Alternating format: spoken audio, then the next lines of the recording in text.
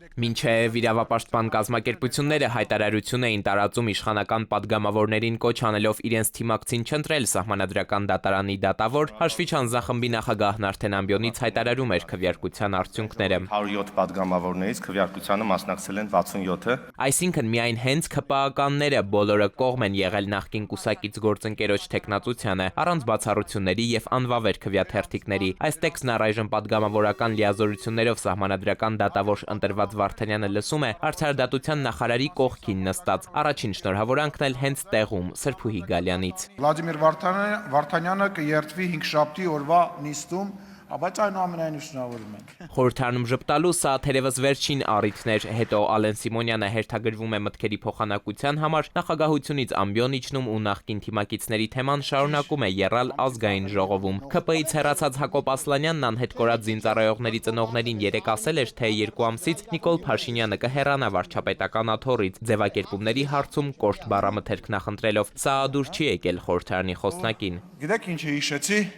թե ոնց էր մեր խմբակցության նիստի ժամանակ լաց լինում եւ աղաչում, որ ինքը մնա մեր խմբակցության մեջ, առաջարկություններ էր անում, ասում էր սառեցնենք, ես բեղ պահեմ ձևանենք, որ դուք ինչ չեք ճանաչում։ Ինքը քաղաքացիական պայմանագրից հեռացած Ասլանյանը իր մասին ազգային ժողովի նախագահի ելույթին հետևում էր տեղից ժպիտով, արձագանքեց նախ այստեղ, ապա խորհրդարանի միջանցքում։ Եթե ես պետք է ընկնեի, լացելով խնդրեի, որ վերցնեին, ապա ինչու է հայտարարում, որ ինքս սառեցնում եմ իրենց հետ գործնեությունը։ Իրենք փորձել էին իմ տղայի եւ իմ եղբոր միջոցով ազդել ինձ վրա, որ ես դնեմ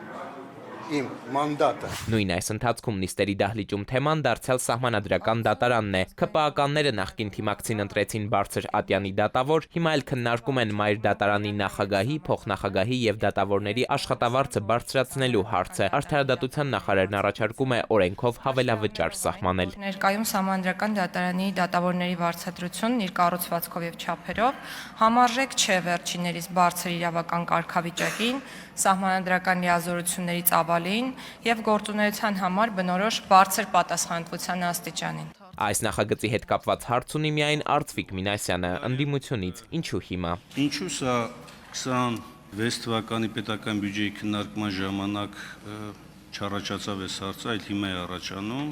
ինչով է պայմանավորված, մանավանդ որ խոսքը գնում է